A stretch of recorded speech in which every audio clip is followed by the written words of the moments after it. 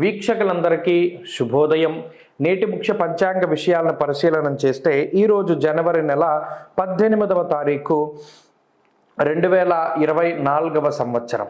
ఈరోజు సూర్యోదయం 6 గంటల 38 నిమిషాలకు, సూర్యాస్తమయం 5 గంటల 43 నిమిషాలకి. ఈరోజు స్వస్తి శ్రీ చాంద్రమానేన శ్రీ శోభకృతనామ సంవత్సరం ఉత్తరాయణం హేమంత ఋతువు పుష్యమాసం శుక్లపక్షం అష్టమి తిథి. ఈ అష్టమి తిథి రాత్రి 1:12 వరకు ఉన్నది.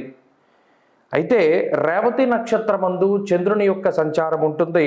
ఉదయం 8:28 వరకు కూడా రేవతి నక్షత్రంలో చంద్రుడు సంచారం చేస్తారు. ఆ తదుపరి అశ్విని నక్షత్రమందు చంద్ర సంచారం ఉంటుంది. ఇక యోగకరణాలను చూస్తే ఈరోజు సిద్ధం, విష్టి, భవ అనేటువంటి యోగ కరణాలు కనబడుతూ ఉన్నాయి. అమృత ఘడియలు ఈరోజు సూర్యోదయాత్ పూర్వం నుండి కూడా అమృత కాలం అనేటువంటిది ఉన్నది. అది 6:12 వరకు, 6:12 లగాయితో అమృత కాలం ఉంటుంది.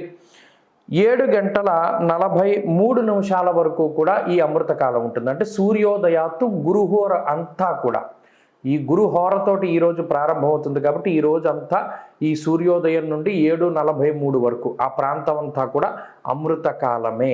చాలా మంచి సమయంగా చెప్పవచ్చును. అయితే ఉదయం దుర్ముహూర్తం 10:19 లగాయతు 11:03 వరకు, 10:20 అనుకోండి, 10:20 లగాయతు 11:05 వరకు కూడా ఈరోజు దుర్ముహూర్తం ఉంది.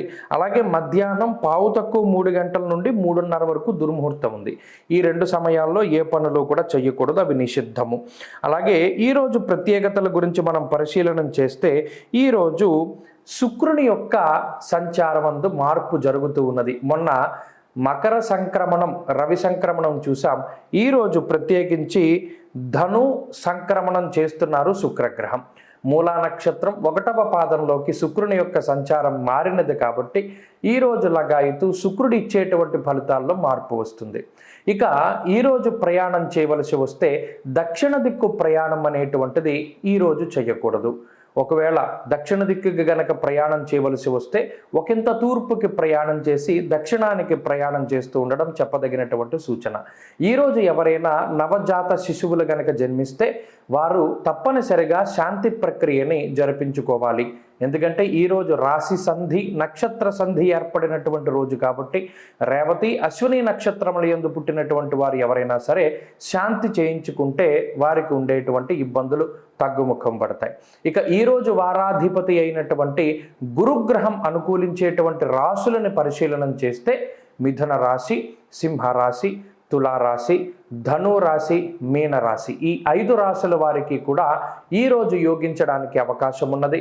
అలాగే ఈరోజు చంద్రబలాన్ని పరిశీలన చేస్తే మేషరాశి వారు, మిథున రాశి వారు, కర్కాటక రాశి వారు, అలాగే తులారాశి వారు, వృశ్చిక రాశి వారు, కుంభరాశి వారు, ఈ రాశుల వారికి సాధారణమైనటువంటి ఫలితాలు గోచరిస్తూ ఉన్నాయి. కొంత మానసిక ప్రశాంతత ఉండడానికి వీరికి అవకాశం ఉంటుంది. అలాగే ఈరోజు ప్రత్యేకించి మనం చెప్పుకున్నాము, గురుహోర అంతా కూడా అమృత తుల్యమైనటువంటి కాలమే. అమృత ఘడియలవి ఉన్నాయి కాబట్టి ఈరోజు చక్కగా ఉదయాన్నే లేచి స్నానం చేసి శివాలయానికి వెళ్ళి దీపారాధన చేసి దక్షిణామూర్తి యొక్క స్తోత్ర పారాయణ గనక చెయ్యగలిగితే గ్రహదోషాలన్నీ కూడా తొలగిపోవడానికి అవకాశం ఉంటుంది. అలాగే ఈరోజు ప్రాతకాలంలో తలపెట్టినటువంటి ఏ కార్యక్రమమైనా కూడా ఎటువంటి విఘ్నాలు లేకుండా ముందుకు సాగడానికి అవకాశం ఉంటుంది. స్వస్తి.